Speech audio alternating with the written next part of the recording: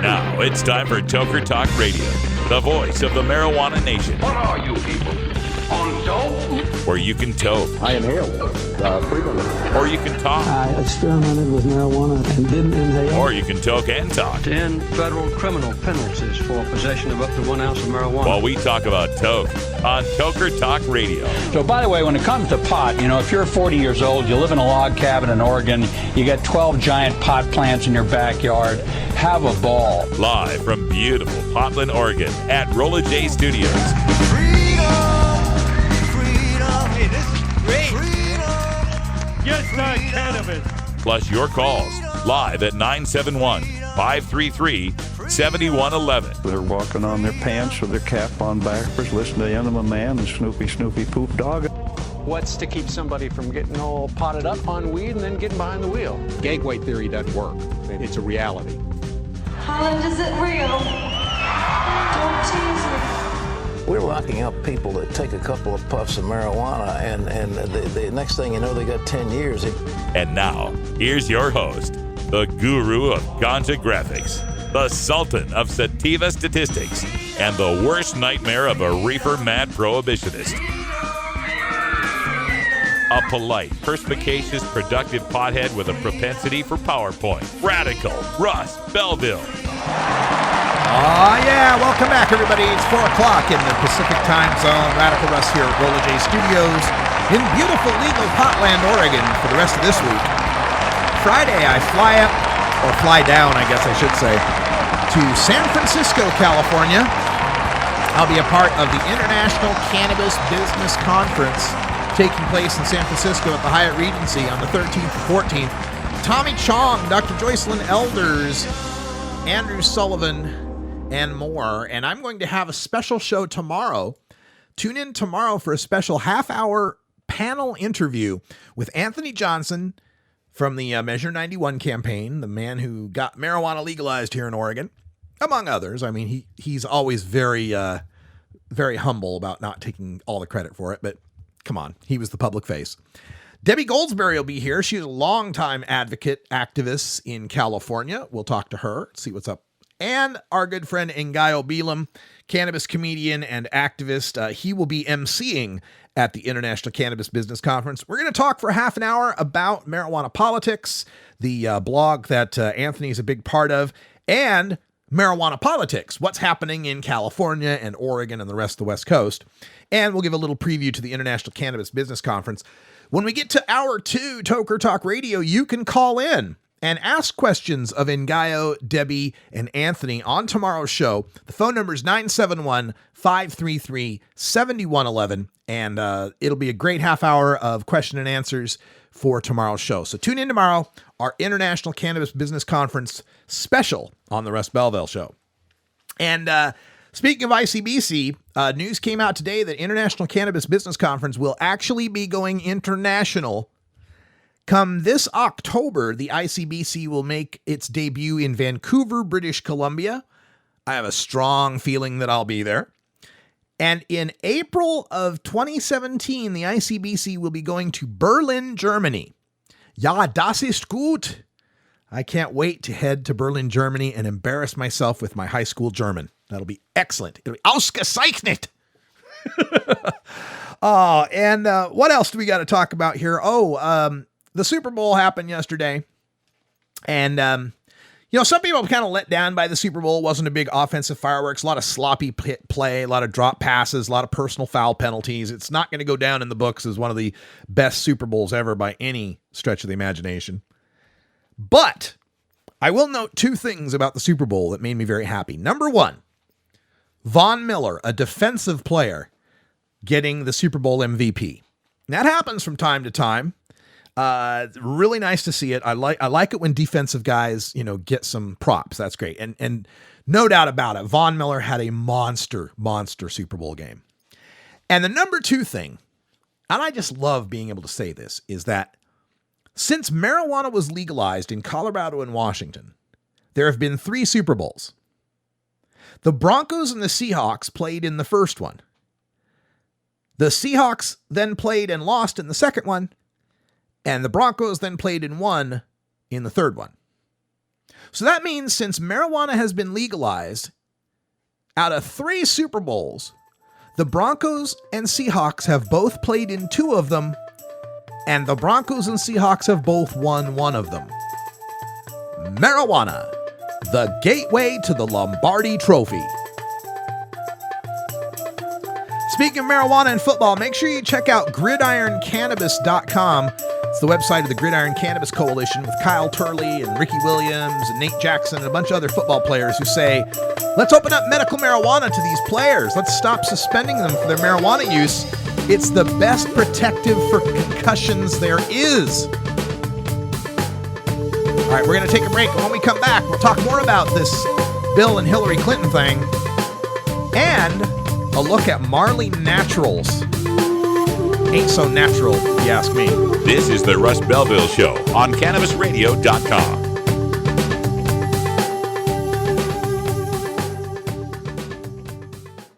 Dr. Dabber, hurry! Its temperature is shooting past 1,000 degrees Fahrenheit. It's burning up. I'm afraid for this little guy, it's just too late. What caused the problem? Only Dr. Dabber can maintain the perfect temperature for a smooth-tasting, slower burn. This standard vaporizer lost all of its health benefits, sending it up in smoke. So you're telling me that most vapor pens burn so hot they produce smoke, not vapor? Correct. Keep away from those standard vaporizer pens and turn to Dr. Dabber. Doctor's orders. Less heat, more flavor. You're not high. You're listening to the Russ Belville Show on CannabisRadio.com. They're bringing drugs. They're bringing crime. They're rapists. And some, I assume, are good people. Okay. Maybe you're high, too. Chronicling the latest cannabis industry news and headlines. Well, with 4 states with tax and regulate and the District of Columbia. The state of cannabis. Oh my God, it's refreshing. We have people that generally wouldn't speak on behalf of cannabis for fear of retribution, fear of losing your practices, fear of many of those things, and find ourselves in a place that we finally can. Bringing you fact-based news and views and keeping listeners on the pulse of what's happening in the industry today. The state of cannabis. On demand anytime, only on CannabisRadio.com. Imagine life without taxes. Let New Era Certified Public Accountants, NewEraCPAs.com, handle your Cannabis 280E and tax strategy. Get your business prepared with New Era CPA's Cannabis Finance Bootcamp. NewEraCPAs.com, with years of experience in the industry, we are one of the nation's leading accounting firms for growers, dispensaries, and ancillary companies from Washington to California. NewEraCPAs.com.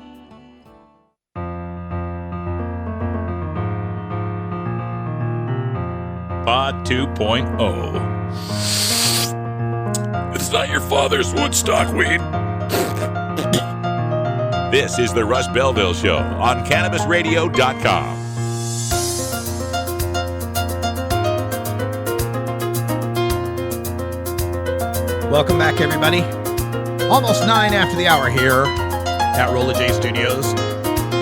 Folks in the chat room are talking about Bernie Sanders' appearance on Saturday Night Live this weekend with Larry David. The Burn Your Enthusiasm skit was great. Loved it. Good stuff. And it's kind of nice now because, as you know, I'm going to be living on the road this year. Throughout all of 2016, I'm going to be traveling across the United States reporting on marijuana legalization this year. I head to San Francisco this weekend, Seattle the following weekend, Fort Worth the weekend after that, and there's just going to be plenty of travel this year. And so that means I got to go completely remote, and I've already got the remote studio. It's amazing. I can fit an entire 2-person professional radio broadcast into a laptop backpack and a camera bag. Like, I'm totally carry-on and can report from anywhere and stream anywhere as long as it's got electricity and Wi-Fi. So you're going to hear a lot of me from a lot of different places coming up over the next few months. But also I had to figure out how am I going to take my TV with me, because there's certain shows that I relax to and I enjoy because, folks, I don't know if you know this, I'm all about marijuana. Like, I literally wake up and the first thing I do is I get onto the computer and check the latest marijuana stories and do tweets and Facebook posts and start analyzing stories for my show and researching statistics and so forth. Everything I do is marijuana focused except for two other things: football and my TV watching. And there's not a lot. I don't watch a lot of TV. I don't have the time for it, but I do like HBO. I like to catch Bill Maher and John Oliver and Vice. Right. And I do love watching Saturday Night Live, catching up on that. And then there's a couple of, junk food shows that I watch, like trash TV. Like I watch Marvel's Agents of S.H.I.E.L.D. because number one, the women on that show are fabulously pretty. But aside from that, also, it's just, comic book shows. A lot of fun to watch. So there's a few shows that I like to follow. Now, following all these on cable has become prohibitively expensive. My cable bill per month at the last Roller J Studios I just moved out of is $250 a month. Now that included cable, HBO, and high-speed internet. The highest speed internet, by the way, that it could be, right? So yeah, I did increase my bill a bit with that, but still $250 a month was insane. So now switched over and we've got Hulu, Netflix, and HBO Now. Subscribing to all of those for somewhere around $35-40 a month. And then got the Verizon cell phone with the big data plan, and I can use the cell phone as a mobile hotspot. And so for my monthly cost, used to be about $250, and the cost for the cell phone, I'm going to be able to get these down to around $200 a month. And I want to thank those of you who are continuing sponsors of the Russ Belville Show. I know we've been in transition, moving off of 420 radio and switching over to Cannabis radio. And in that transition, I haven't yet firmed up my whole VIP thing. And some of you still have some old VIP donations coming in. And I tell you, I so appreciate it because it's helping to pay those bandwidth bills and those subscription bills. But we're going to get that reinstated on the Radical Russ website any day now. I hope by the end of March. I'm looking for some professional web designers who can help me redesign radicalruss.com because frankly, it's gotten too big and unwieldy for me to handle it. We'll keep you posted, let you know about that situation. All right, let's get back to some talking about this Hillary Clinton, Bill Clinton thing and the attack on Bernie Sanders and his supporters as being online sexist trolls. The so-called Bernie Bros phenomenon. I don't disagree. There's been some awful sexist, mean things said about Hillary Clinton. And by comparison, you don't see those kind of mean trolling comments about Bernie Sanders. So I get what they're upset about. But I also think they're completely over-magnifying the troll to human ratio on the internet, right? See, the power of trolls is that one of them or a few of them seem like a lot of them because they're the ones that put in the most comments. Like when you see all these mean, trollish kind of comments, scroll through the page and notice how many are from the same guy. It's just the same guy posting different things on different websites, but it's generally the same account, right? And that the people who aren't trollish are also the kind of people that rarely leave comments. So, don't put too much stock into what you're seeing on internet comment boards. If I put a lot of stock into what I saw written about me on the internet, I'd have eaten a shotgun years ago. Just some mean, terrible things said about me. And you just have to accept that that's part of the online world. And I think where there's this disconnect is that guys like David Brock and Bill Clinton and Lloyd Blankfein and Hillary Clinton, they're from a different era. They're 20th century people.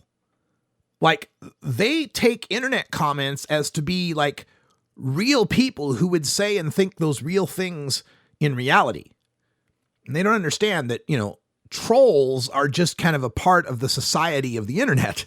It doesn't really represent what's going on in the real world. I think, and I said this in the rant, that a huge part of Bernie Sanders' support among young people is that he's actually speaking to the needs of young people. How many campaigns have we seen where the politicians talk about capital gains tax cuts and preferred nation trading status and authorizations for the use of military force and a whole bunch of topics that, yeah, they have import to young people since they're the ones that serve in wars and can be affected by the economy for the longest time, etc. But nothing that's like a direct young people issue. What does the average young person care about the capital gains tax or the estate tax or negotiations about trade deals? They don't see it as directly affecting them. But when you start to talk to young people about having to amass $50,000 worth of debt to get a degree that doesn't get you a job that can pay for that debt, now you've caught their attention. When you start to talk to young people about medical care and not having to go through a labyrinth of employer options and different plans to try to cover yourself, but instead, just being like any other OECD company or country and having some sort of public health care, that's something that speaks directly to young people. And when we start talking about legalization of marijuana, when young people are 3 out of 4 of the people who get arrested for marijuana, when young people know somebody in their social set who's had setbacks because of getting caught for marijuana, that speaks directly to those young people. And that's why they're supporting Senator Sanders in marked numbers above Hillary Clinton. And it doesn't help that Hillary Clinton is a throwback candidate. She's an establishment candidate. You talk to these young people and say, hey, wouldn't it be great to go back to the Clinton years of the 90s? And they're like, what, when I was in kindergarten? There's no reference for them about how the pot or the .com bubble was such a big thing and the economy is great and everybody had jobs and everybody loved Bill Clinton. It means nothing to them. Doesn't register to them. All it does register is 20th century, old school, old. And it's kind of an ironic thing that that 74-year-old Bernie Sanders has better cachet with the young people than 69-year-old Hillary Clinton. But again, it's because Bernie speaks like a young person. What he's been saying has been virtually the same since 1963. You can go back and see his speeches in the House and in the Senate where he's been consistent. And another aspect of this, I think, that the Clinton camp and the establishment Democrats cannot see is how fed up young people are with America being in a perpetual state of war. If you're a 19-year-old voter, hell, if you're a 21-year-old voter, if you're a 25-year-old voter, America's been at war for as long as you can remember.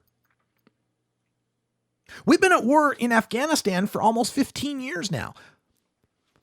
There are two things that are a constant when they think of America, and that is, ever since they've been aware politically, America's been at war in the Middle East, and there's been legal medical marijuana.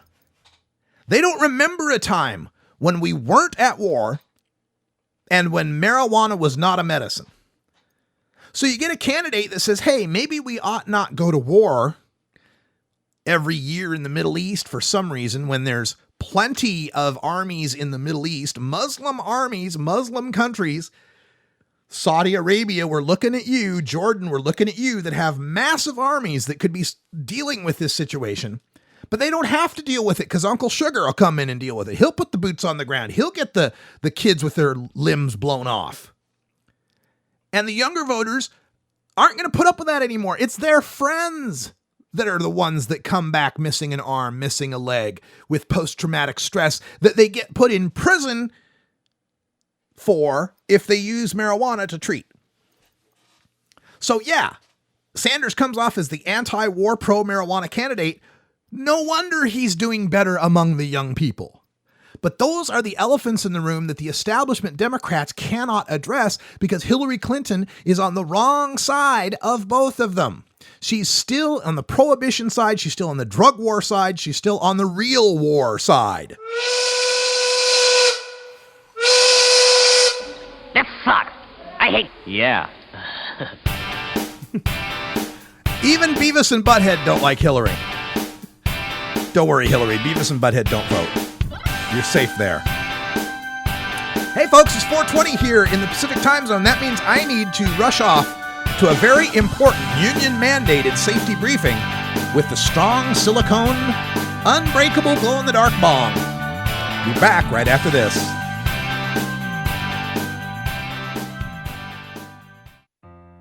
Gather with fellow cannabis companies past the Golden Gate to San Francisco and the 2016 International Cannabis Business Conference, February 13th and 14th at the fabulous Hyatt Regency. Register now at internationalcbc.com. Learn from leading industry luminaries like cannabis celebrity legend Tommy Chong, former Surgeon General Dr. Joycelyn Elders, best-selling author Andrew Sullivan, and so many more. Plus, exhibitors, expert panels, and education made to calibrate your new or existing cannabis plan. Catch CannabisRadio.com and the Russ Belville Show at the 2016 International Cannabis Business Conference and register at internationalcbc.com now. You're listening to Radical Russ on the Russ Belville Show. NORMAL stands for Responsible Adult Cannabis Use. If cannabis use is causing problems in your life, consider taking a break or seeking medical assistance. Consider ceasing cannabis use if you have a family history of mental illness. Don't drive or operate heavy machinery while impaired by cannabis use. Cannabis use is not without risks, even though the risks are far less than those posed by legal drugs. The Russ Belville Show is proudly sponsored by the Marijuana Business Association. The MJBA, called by NBC News the Cannabis Chamber of Commerce, is the fastest growing business association in the fastest growing industry in America. I've been working with the MJBA for years, and I personally invite you to join the MJBA. MJBA also publishes the popular MJ Headline News on Facebook and the MJNewsNetwork.com and Marijuana Channel 1 on YouTube. Visit mjba.net for more details.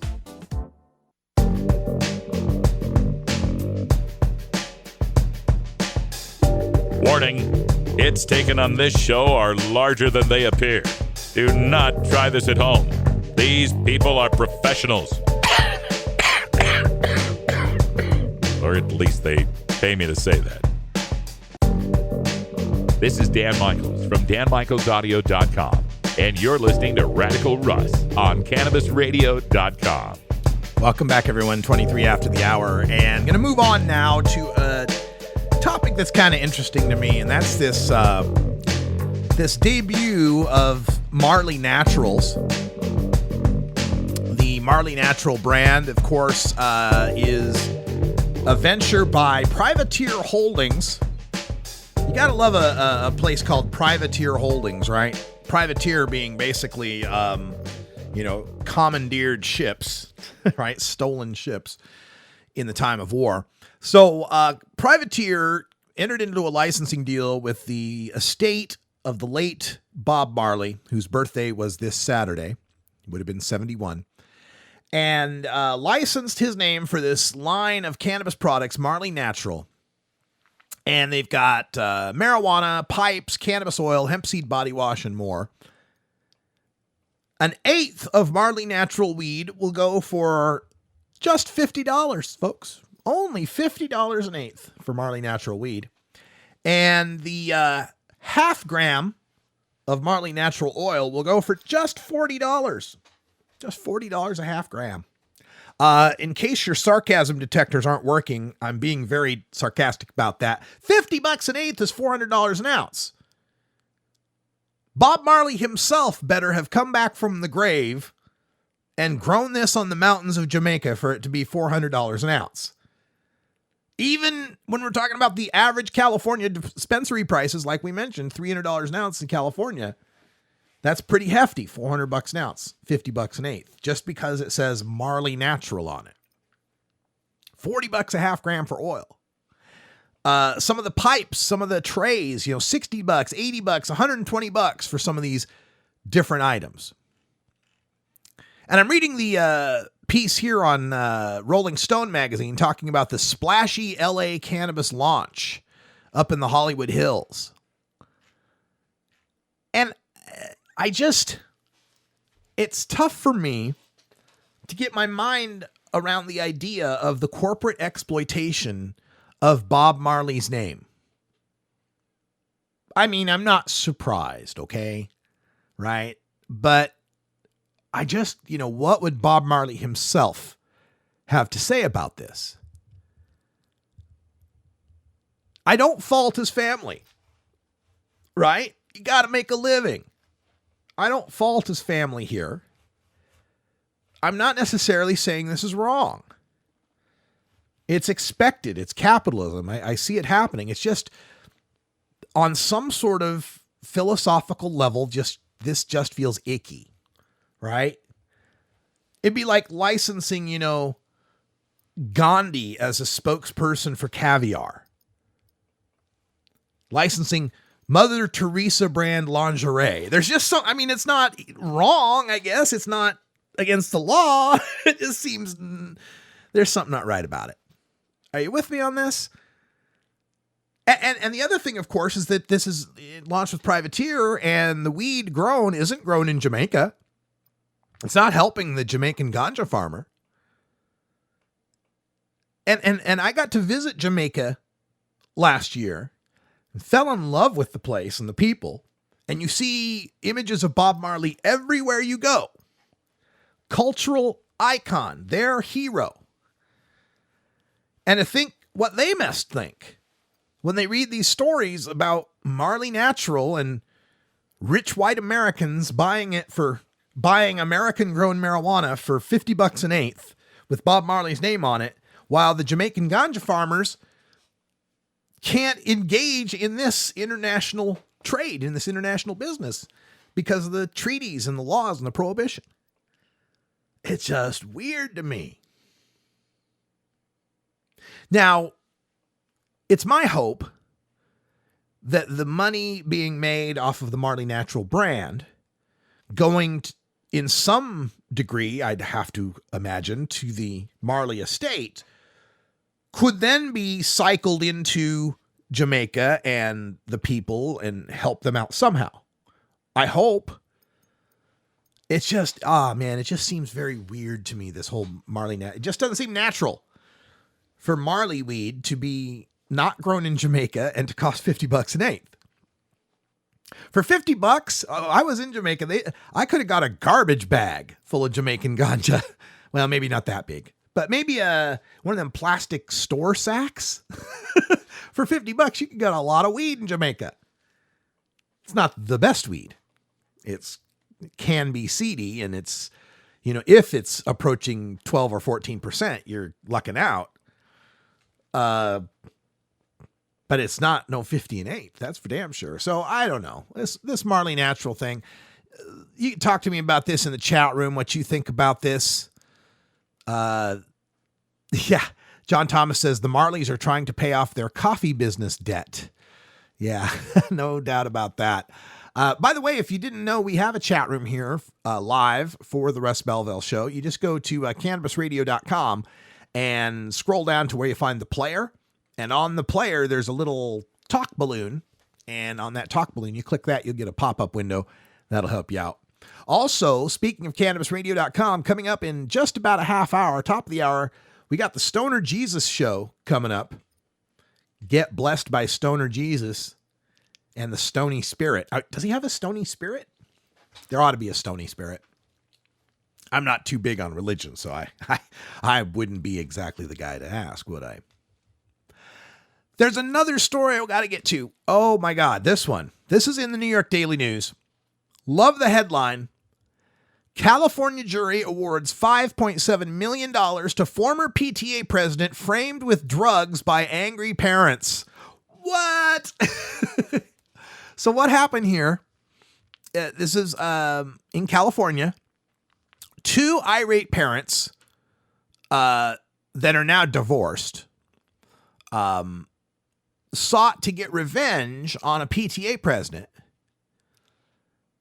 And it was because, okay, so it's Kent and Jill Easter, who used to be married, now they're not, who are also both lawyers.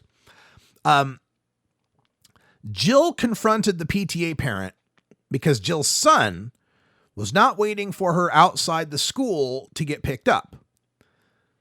The PTA president said to the mom that her son was a little slow getting outside, which the mom interpreted as the PTA president saying the boy was slow, like intelligence-wise, right?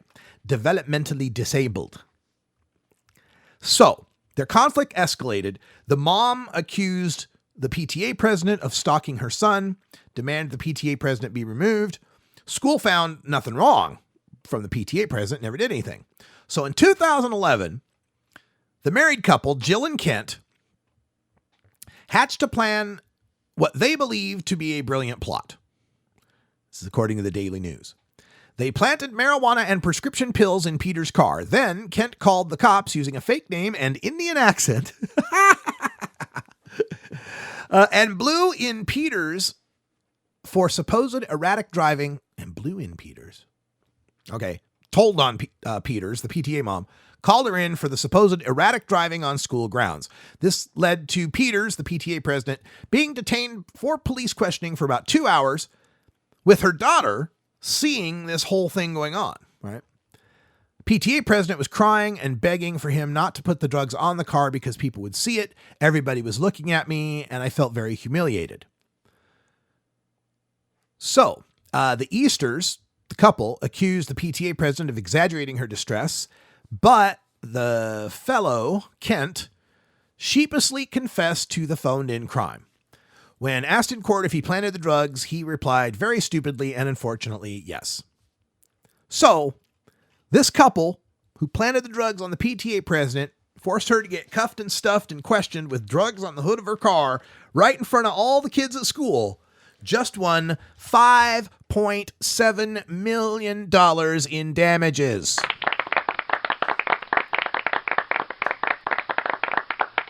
You cannot plant drugs on people to get them busted. I don't care who they are, what they did. That is forbidden. Back in that, around 2011, and maybe it was because of this case. Was it 2011 or longer? But I got into a Twitter fight with Dr. Drew. You know Dr. Drew Pinsky, the TV celebrity psychobabblist, right? Dr. Drew and I got into a kind of a Twitter beef because he had come out and said that if he was, and this was back when Lindsay Lohan was getting into all sorts of trouble, drunk driving and pills and all the terrible things she was doing, right? When Lindsay Lohan was in trouble, Dr. Phil, what's the difference? Dr. Drew had gone off about how if he was the father, he would plant drugs in Lindsay's car and call the police. No, that's terrible. You shouldn't applaud that. I would plant funny, the odd keystroke sometimes makes for comedy. I would plant drugs in her car and call the police so she'd get busted so that they'd force her into rehab. And I called out Dr. Drew on this. I'm like, that is such, I don't even remember the exchange, but basically my thought process being that is such bullshit. You don't felonize somebody to force them into treatment, even if it's good for them. What freedom has to mean, right? Freedom has to mean that you're free to make bad decisions too. Or it's not freedom. If you're only free to make a certain set of good decisions, not really freedom. And I'm not talking about crimes, right? You're not free to choose to rape or murder or commit arson, right?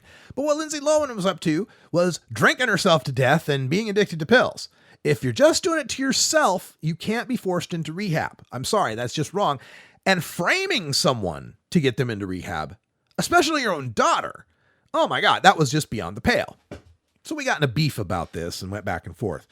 So I'm happy to see this, that people get the message that you cannot plant drugs on people to try to get them busted, to use prohibition as a tool of revenge. That's just evil and unacceptable. Now, the $5.7 million, according to this story, New York Daily News, the male of the couple, Kent, declared bankruptcy a week before the trial started. His law license has been suspended. Jill, the wife, she's been disbarred. And yeah, so there you go. They'll have to pay $4 million of this themselves. Yeah, like she's ever going to see that money. But good for her. Good for this lady. And wow, what a weird couple. All right, folks, stay tuned. We got more marijuana talk coming up. We've got some reefer madness out of the UK who says people who don't believe the gateway theory are deluded. They're just deluded. And from Marijuana Politics, Cannabis Cartman, that would be Chris Christie, attacks reefer madness Rubio. Marijuana is having its effect in the 2016 election. And we'll cover it for you here on the Russ Belville Show and my writing on marijuanapolitics.com. Check it out today. We're back after this message from our sponsors. This is the Russ Belville Show on CannabisRadio.com.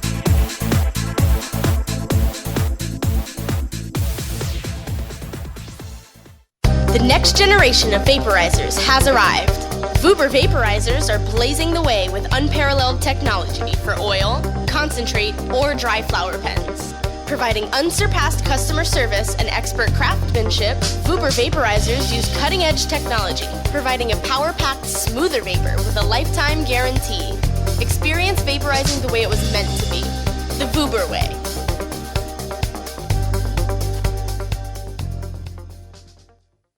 You're not high. You're listening to the Russ Belville Show on CannabisRadio.com. I also believe we need a fence. The problem is if El Chapo builds a tunnel under the fence, we have to be able to deal with that too. Okay. Maybe you're high too. Ignite the conversation on some trending topics along the Cannabis Radio social media network. Join our crew of thousands on our Cannabis Radio page on Facebook or at Canna Radio, CANNA Radio on Twitter. Plus, look for our Facebook and Google Plus pages for all of our original programs and connect with Dr. Dina, Kyle Cushman, Dr. Mitch Earlywine, Nurse Heather, Doc Rob, the hosts of Ganjapreneur, and more. Connect with the growing Cannabis Radio social crusade at Canna Radio on Twitter or search for Cannabis Radio on Facebook, Google Plus, and Instagram and grow with us. Hey everybody, it's Radical Russ here from 420 Radio, inviting you to be like me and get your ink done at Lucky Horseshoe Tattoo, Fort Worth's most female-friendly, clean, sterile, awesome tattoo shop. Thomas and his crew are true artists who can design you a custom piece or use a design you bring in. Lucky Horseshoe Tattoo also offers all styles of tattooing as well as piercings and all-around fun. In the DFW area, stop by Lucky Horseshoe Tattoo and tell them Radical Russ sent you. Trust me, it'll feel awesome.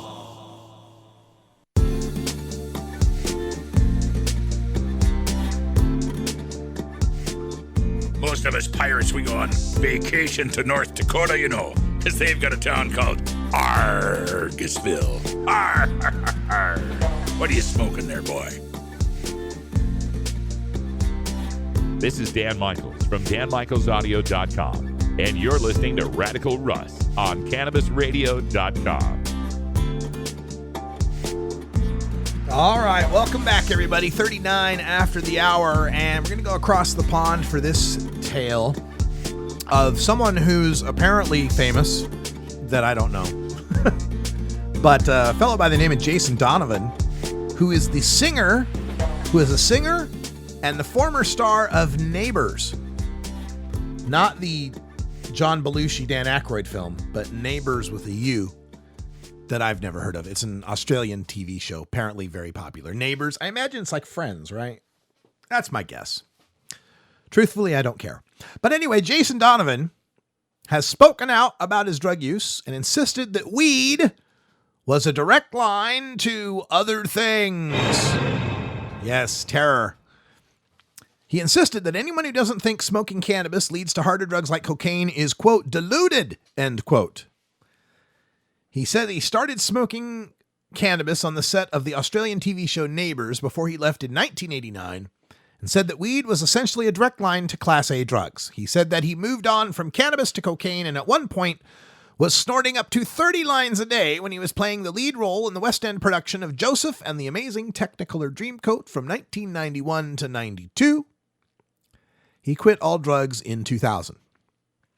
All right, Jason, come here for a second. Let me explain something to you. Anybody who is in a popular television show has the kind of access to weed and cocaine that normal human beings never have. Okay? So your gateway was not marijuana. Your gateway was stardom.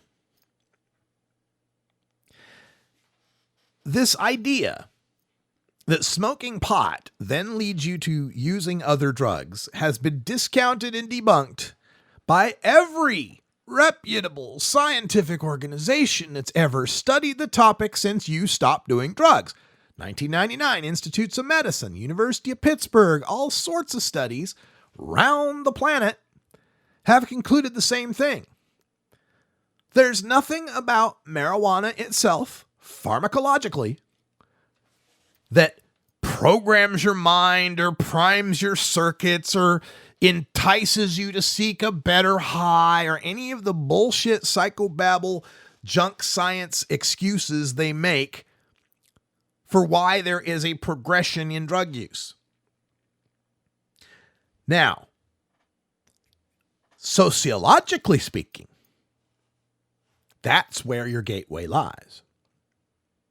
The reason being that the only thing that differentiates someone who started with alcohol and then moved on to cocaine from someone who started with marijuana and then moved on to cocaine, and by the way, there's more of the former than the latter, is the fact that alcohol is a legal drug, so nobody considers it a gateway. That you didn't step past something and do something wrong that entered you into the world of those terrible, icky, illegal drug users. It's the illegality of marijuana that does that, or as they say across the pond, cannabis, that does that. It's that, oh, he smoked an illegal drug, and then he did other illegal drugs. And you make a post hoc ergo propter hoc of, oh, since this happened first and then that happened and they're both illegal, that therefore the first illegal led to the second illegal. No. Even statistically, it's not true. Like I said, there's more people that move on from alcohol as their first drug to then cocaine, then marijuana as their first drug, and then to cocaine. Far more. Why is that also? Is because of far greater access to alcohol. Far more popular use of alcohol. And then to the lesser extent, as marijuana is number 2 on the list, because it's the next most popular and most used and accessible drug. It's just the math, man. It has nothing to do with a psychological or pharmacological or physiological effect. You can, as you know, I make this little point all the time that just because every member of the Hells Angels' first bicycle was a bike with training wheels doesn't mean that getting your kid a bike with training wheels is going to turn him into a Hells Angel someday. You're looking the wrong direction. You're focusing the wrong way. But yeah, he used smoked pot in 1989, before 1989, and then ends up snorting 30 lines a day in 91, 92. You know the kind of money you got to make and access you got to have the luxury of snorting 30 lines of cocaine a day? That's part of your gateway. Just the access to it. And it's something to be said about making a scare about something that leads to something scarier. It implicitly says that the first thing ain't that scary. That we don't have enough to scare you about pot, cannabis, right? But if pot leads to the scary meth, coke, or heroin, then it's more scary, right? You know what that kind of thinking does? it makes some people think, well, okay, then I'll just do pot. I just won't use heroin or coke or meth. Like, if you're trying to keep people off pot, this line of reasoning doesn't really help your cause any.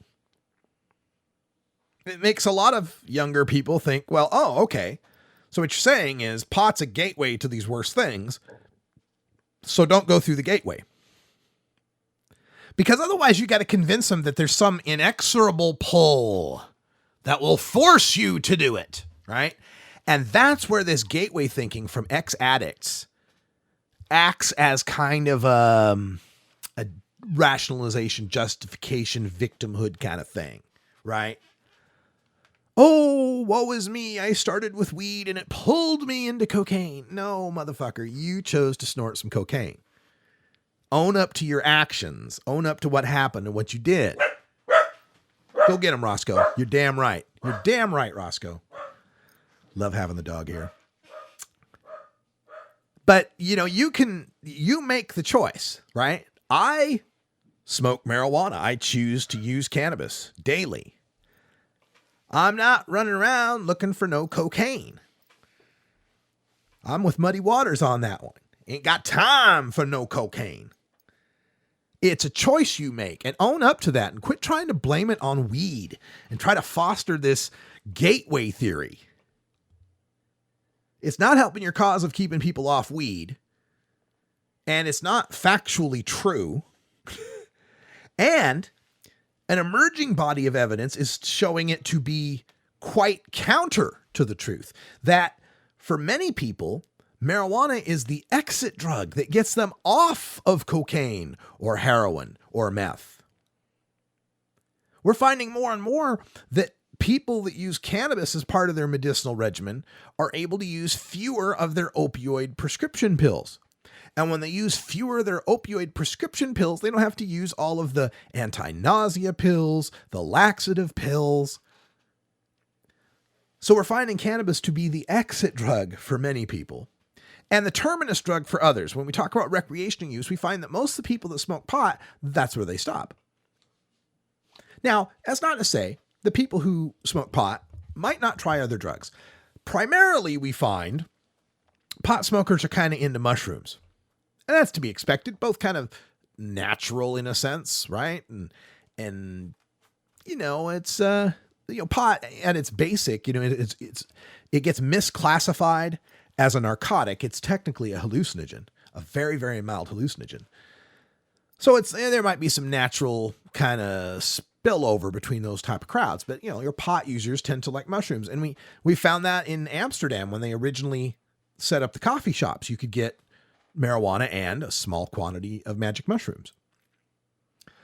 We don't often find pot users who are also using meth or using heroin or using cocaine to any great degree. But we do find that, there will be some who try it. And I don't have the numbers to be able to prove it, but I'm of the belief that people that are strongly engaged in the cannabis lifestyle, even when they do try those other drugs, are less resistant to end up having problems with those other drugs. I'd like to crunch the numbers and find that out for sure. It's going to be one of my drug war data mining assignments someday, is examination of the gateway. How often do people that have tried pot try other drugs? How often, if they've tried other drugs, did they continue using those other drugs as compared to the control group of people who never tried pot, but then tried other drugs? There are those people. I know someone whose first illegal drug was heroin. There was no gateway. This person started with heroin, later became a pot smoker to get off heroin. There's all kinds out there. So it'd be interesting to crunch those numbers, I think, and find out, is there a protective effect of marijuana use that protects against addiction to other things? Imagine, from that evolutionary point of view, the evolutionary benefit in such a thing. right? If a species is evolving like mankind that learns how to use roots and berries and barks and leaves and flowers to psychoactive benefit and physical medical benefit, things like poppies and the opioids that you get from them that are crucially beneficial for, major trauma, but also have an addictive quality that can be harmful in the long term. What evolutionary benefit is there of the cannabis plant fighting that off? It reminds me of the Abilify commercial, right? Where you got the one pill for your depression. If it's not working enough, we got another pill that helps that out. Well, nature gave us these opioids or these hallucinogenics and all sorts of natural substances, of which in limited quantities for specific use, they're good. But if we continue to use them, we become addictive, they become maladaptive. So here's this plant that prevents that from happening, works in balance and synergy with those other plants and fungi. Well, that's just something I think about. something I muse on, man. It's like, what is the purpose of it all? I often think that cannabis is the plant version of the canine, right? Man's companion throughout the evolutionary journey. And our interaction with those species shaped those species. We made cannabis what it is. We made dogs what they are. But also, dogs and cannabis helped us to become what we are. That's some pretty good weed we got in Oregon, isn't it? We're going to take a break. Remember, Stoner Jesus coming up at the top of the hour. We're just going to close things up here at Rolla J Studios in our last week in Portland for a while. So stay tuned. We'll be back right after these messages.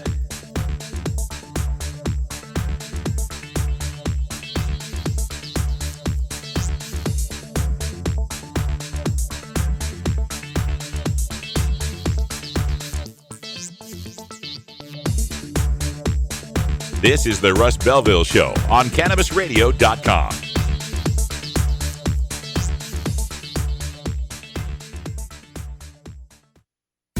Ganjapreneur.com, your guide to the cannabis business world.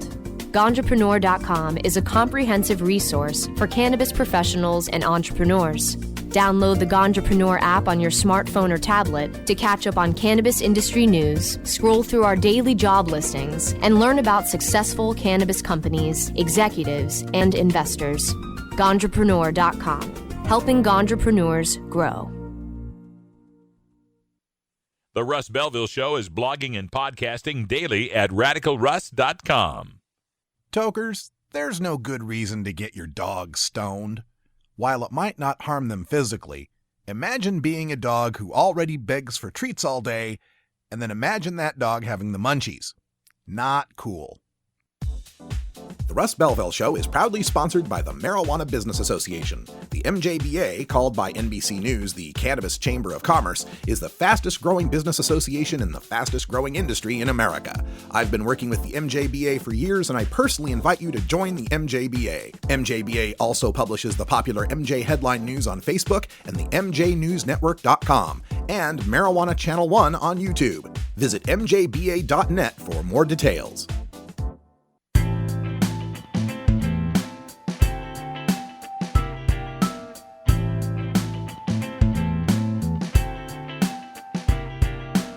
And Blue Blasten Gergen, Pfaffender Blasten, Schnurb Norben. You're tuned into the Russ Belville Show, the voice of the marijuana nation, only on CannabisRadio.com. Well, that's easy for you to say, Dan Michaels. Welcome back, folks. Coming up top of the hour, we got Stoner Jesus. He's waiting up in the chat room. Join us in the chat room on CannabisRadio.com. Scroll down to the live player and look for the little cartoon balloon. You click that, it'll be waving at you. Click that, it'll open up a page. You can listen to Cannabis Radio and chat with us live. It's a lot of fun. I'm live and Stoner Jesus is live here on CannabisRadio.com every Monday, Wednesday, Friday. Of course, I'm here Monday through Friday, except for the days I'm not here. Got that? Makes a lot of sense.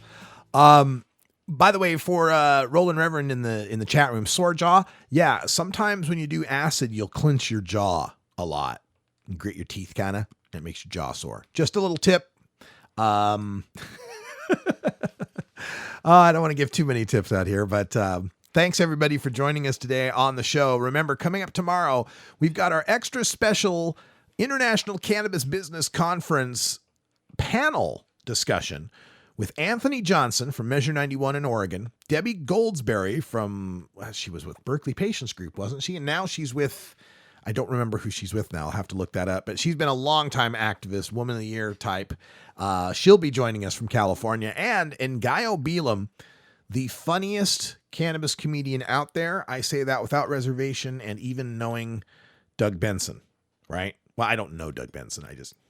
I've met Doug Benson. But anyway, Ngaio, Anthony, Debbie, they'll be on starting at past and going into hour 2, Toker Talk Radio. So you'll be able to call in and ask them questions. We're going to be discussing a lot about what's going on with Oregon and the medical marijuana and OHA and all these limits.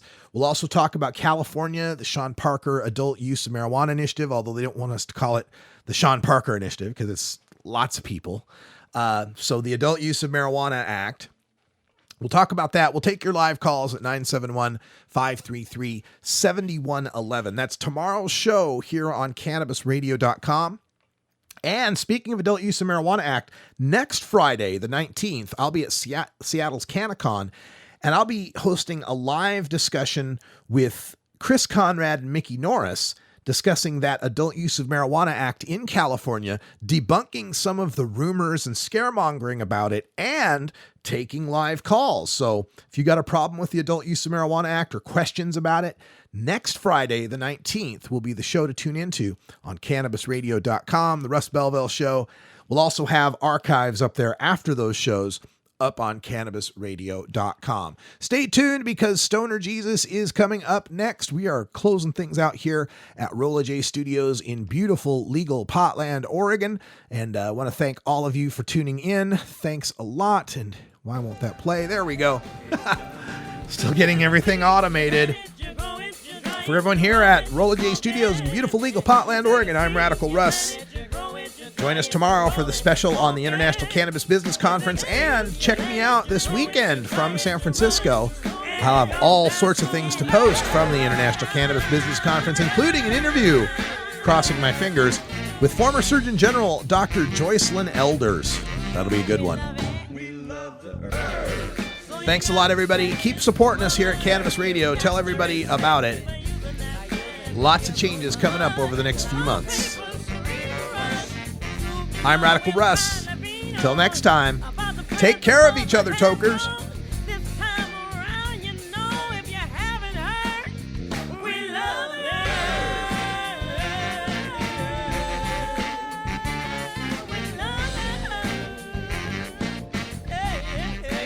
This is the Russ Belville Show. The Russ Belville Show is blogging and podcasting daily at RadicalRuss.com. You grow it, you dry it, you roll it, you smoke it. You take a seed, you plant it, you grow it, you dry it, you roll it, you smoke it. You take a seed, you plant it, you grow it, you dry it, you roll it, you smoke it, and it goes down smooth. Okay, thank you very much. Now, marijuana and driving, as we know, is actually a very hot issue. It was one of the leading concerns that was expressed by our opposition in the Prop 19 campaign. Comes up all the time when you're discussing marijuana legalization. Now, I'm going to try to show you why concerns about an epidemic of casualties from marijuana, from stone drivers, are highly exaggerated. But I would remind you of what the very first federal drug czar, Harry Anslinger, said, that legalizing marijuana would mean slaughter on the highways. Most of what Mr. Anslinger ever said about marijuana was wrong.